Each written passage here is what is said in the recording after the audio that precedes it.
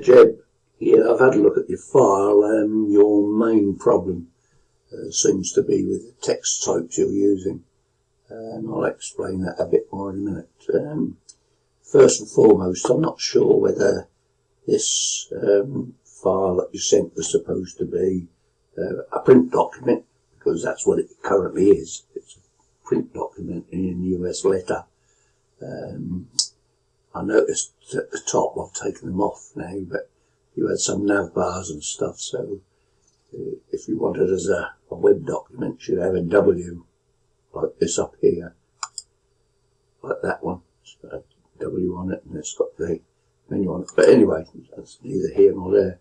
The big issue you've got is, I've corrected this, and you can see now if I move those images around, I move the text quite simply. Similarly, if I move them up here, they move the text around quite simply.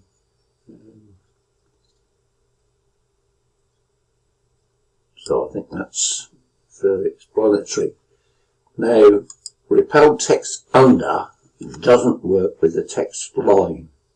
It only works with text columns and text areas. Right, and this is a text line. And if I slide that over there, you can see there's no repelling on it.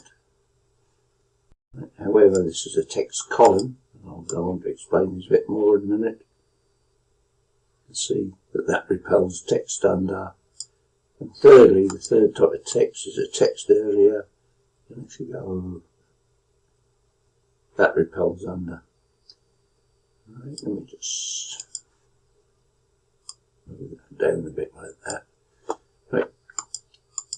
There are three ways of making text in Xara, and that can be a bit confusing, but that's the situation. If you go to the text tool and just click on the screen, a little cursor appears and you put, I'll put, this is text line. Right, and I come out, go to the selector tool. If I click on that, it says one text line, and this text line, on Control B to put it in the back, text lines will not be repelled. So that's the first one. The next way to produce text is just to click on the page, drag, shift drag out, and then you can put Control Shift L, some lower it, some text, delete the rest of that, Control B, and with it selected, if you now look down here, that says a text column. That one is a text line, this one is a text column. If I move that over here, it starts to be repelled, right? And the final type of text area is when you click on the page and create a rectangle that's going to contain your text. You go Control Shift Lorem to put some lorem up some text in there. Delete the overflow. Control back. This down here a bit. Move that over there. You can see it's being repelled all the time. So that's what you need to understand. There's a difference between a text line, a text column, and a text area. And if you click on one of them, it tells you down here what it is. That's a text line. Click on one, that's a text column. Click on there, and that's a text area. So that's the big difference to make there. One other thing I did notice, by the way, is this was your, I'll just zoom out a bit, 75%.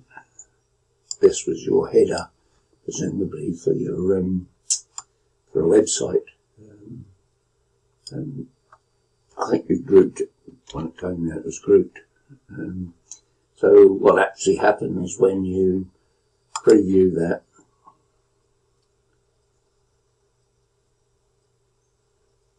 It comes in, and the whole of this is just one image. There's no text. You can't select the text or anything in it. So if you ungroup it, then go to preview. Notice how your bronze pottery is now selectable, which is a far better idea because search engines can reach that. They can read that Gatlinburg, Tennessee text. Whereas if it was grouped, they can't. And the other thing is, if you preview it,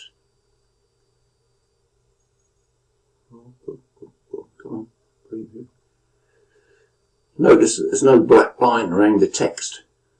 So it's, if you're using texting off for a website, there's no point having text with a fill and then a line colour. There's no point putting a line colour because browsers can't use line colours. Anyway, I hope this helped. This is Egg. All the best. Bye.